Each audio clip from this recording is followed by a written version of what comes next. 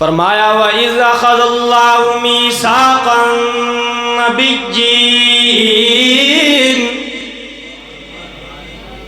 وَإِذْ أَخَذَ اللَّهُ مِيثَاقَ النَّبِيِّينَ لَمَا آتَيْتُكُم مِّن كِتَابٍ وَحِكْمَةٍ ثُمَّ جَاءَكُمْ رَسُولٌ۔ رب العالمین نے فرمایا میرا بندہ جو میری توحید پر سب سے پہلی دلیل ہے، تھوڑا سا اس کا تجھے تعارف کرواؤں۔ رب العالمین فرماتے ہیں میرا بندہ ابھی تک اس کائنات کو وجود عطا نہیں کیا گیا تھا۔ یہ اللہ تعالیٰ ایک نقشہ کھینچ رہے ہیں عالم ارواح کا، ابھی دنیا نہیں بنی ہے، ابھی تک اس کائنات کو وجود عطا نہیں کیا گیا تھا، ابھی تک اس آسمان کو بلندی عطا نہیں کی گئی تھی، ابھی تک ان درختوں کو سبزہ عطا نہیں کیا گیا تھا، ابھی تک ان دریاؤں کو روانیاں عطا نہیں کی گئی تھی، ابھی تک ان سمندروں کو جوانیاں عطا نہیں کی گئی تھی، ابھی تک ان راتوں کو اندھیرا عطا نہیں کیا گیا تھا، ابھی تک اس دن کو اجالا عطا نہیں کیا گیا تھا، ابھی تک اس اجالے کو یہ دن عطا نہیں کیا گیا تھا، ابھی تک انسان کی روح کو بھی پیدا نہیں کیا گیا تھا، ابھی تک لوگوں کی تقدیریں نہیں لکھی گئی تھیں، ابھی تک درختوں کو سبزہ بھی نہیں دیا گیا، ابھی تک کچھ بھی نہیں بنایا گیا، ابھی تک پانی کو بہاؤ بھی عطا نہیں کیا گیا ہے، ابھی تک لہروں کو تلاطم بھی عطا نہیں کیا گیا ہے۔ رب العالمین فرماتے ہیں ابھی تک کچھ بھی نہیں بنایا گیا تھا میرا بندہ، اس وقت کی بات ہے میں نے ایک جلسہ سجایا، میں نے ایک مجلس سجائی۔ اللہ وہ مجلس کیسی تھی، وہ جلسہ کیسا تھا؟ رب العالمین فرماتے ہیں وہ جلسہ کوئی عام جلسہ نہیں تھا، اس جلسے میں آدم آنے والے لوگ انبیاء کرام کی روحیں تھیں۔ کس کی روحیں تھیں؟ سارے انبیاء کی۔ اللہ تعالیٰ نے سارے انبیاء کو جمع کرا۔ اللہ فرماتے ہیں میں نے آدم کی روح کو بھی اپنی قدرت کاملہ کے ساتھ اکٹھا کیا، میں نے نوح کی روح کو بھی اپنی قدرت کاملہ کے ساتھ اکٹھا کیا، میں نے ابراہیم کو بھی اکٹھا کیا، میں نے اسماعیل کی روح کو بھی اکٹھا کر لیا۔ بڑا عظیم اجتماع ہو گیا، سارے انبیاء کی روحوں کو میں نے اکٹھا فرما لیا، بڑا عظیم اجتماع ہو گیا۔ رب العالمین اس جلسے میں کس نے بیان کیا تھا، اس جلسے میں کس نے تقریر کی تھی؟ رب العالمین فرماتے ہیں اس جلسے میں میں نے خود رب العالمین نے تقریر کی تھی۔ اب کتنا عظیم اجتماع ہو گیا، سننے والے انبیاء کی جماعت، بیان کرنے والے اللہ تعالیٰ ہے۔ اگلا جملہ اس سے بہت زیادہ خوبصورت ہے۔ اللہ جلسہ بڑا عظیم ہو گیا، سننے والے انبیاء کی روحیں، سنانے والا رب العالمین ہے، لیکن اس جلسے میں کیا بیان ہوا؟ اللہ فرماتے ہیں ثم جاءکم رسول۔ رب العالمین فرماتے ہیں میں نے اس جلسے میں اور کچھ بھی بیان نہیں کیا، میں نے آخری پیغمبر محمد الرسول اللہ کی شان اور عظمت کو بیان۔ جلسہ تو بڑا عظیم ہو گیا۔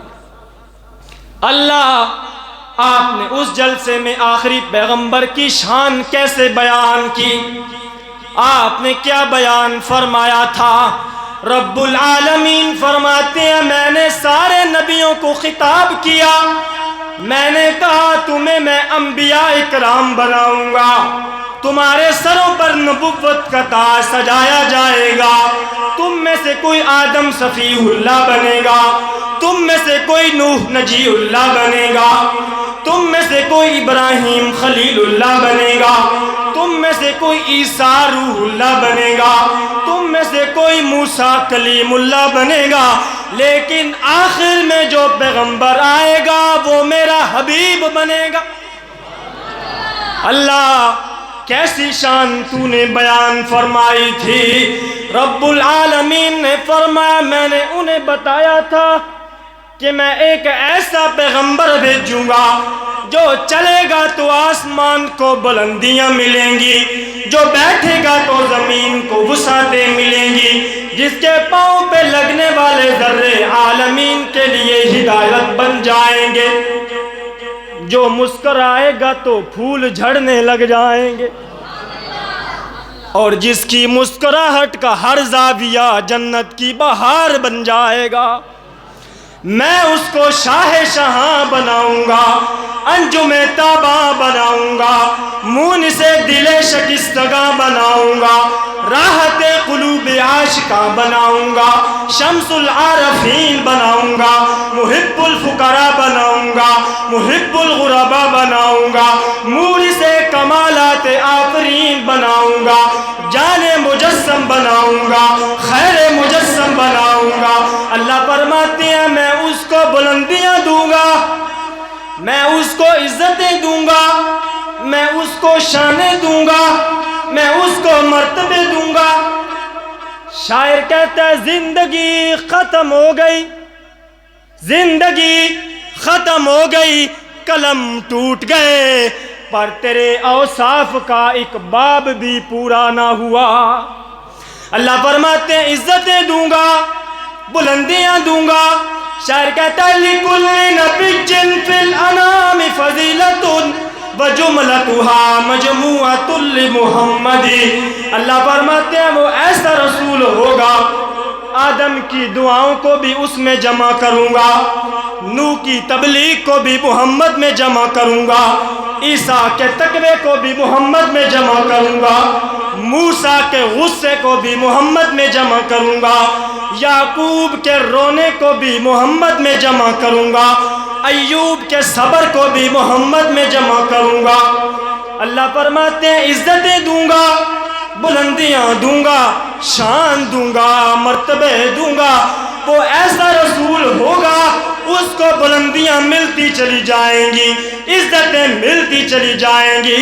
میں آخر میں فرماؤں گا وَمَا أَرْسَلْنَاكَ إِلَّا رَحْمَةً لِلْعَالَمِينَ۔ یہ اللہ تعالیٰ اپنے رسول کا تعارف کروا رہے ہیں کہاں پر؟ ہاں بھول گئے کہاں پر؟ عالم ارواح کے اندر، وہ جہاں بھی اللہ تعالیٰ بہتر جانتے ہیں۔ یہ پہلی دلیل ہے۔ وہ کیسا رسول ہوگا؟ اللہ فرماتے ہیں ساری دنیا سو جائے گی، نیند کے آغوش میں خوابگاہوں میں غوطہ زن ہو جائے گی، لیکن ایک پیغمبر جاگ رہا ہوگا اور کہہ رہا ہوگا اللہ ساری دنیا کے گناہوں کو میرے کندھوں پر ڈال دے اور میری امت کو معاف فرما دے۔ حضرت عائشہ فرماتی ہیں اللہ کے رسول ایک رات اللہ کے سامنے روتے رہے، اتنا روئے حتی تورمت قدماہ، حتی تشققت قدماہ۔ اللہ کے رسول اس رات اتنا روئے تھے کہ آپ کھڑے ہو کر آپ کے پاؤں مبارک سوج گئے تھے، اور آپ بار بار یہی آیت پڑھ رہے تھے اللہ ان تعذبہم فإنہم عباد وإن تغفر لہم فإنک انت العزیز الحکیم۔ اللہ اگر تو میری امت کو عذاب دے گا پھر بھی تیرے بندے ہیں، لیکن اگر تو انہیں معاف کر دے گا تو میں خوش ہو جاؤں گا۔ رسول اللہ روتے رہے۔ حضرت عائشہ فرماتی ہیں میں نے پوچھا اللہ کے رسول آپ روتے کیوں ہیں؟ آپ کے نامہ اعمال میں تو کوئی گناہ بھی نہیں ہے، آپ روتے کیوں ہیں؟ اللہ کے رسول نے فرمایا افلا اکون عبدا شکورا، اے عائشہ جس رب نے مجھے یتیم پیدا کر کے امام الانبیاء بنا دیا، کیا میں اس رب کا شکر ادا نہ کروں، اس رب کا شکر نہ کروں؟ ساری دنیا سو جاتی تھی، اللہ کے رسول جاگ رہے ہوتے ہیں۔ ہاں میرے دوستو، بدر کی رات کسے یاد نہیں ہے؟ کافروں کی کتنی تعداد تھی؟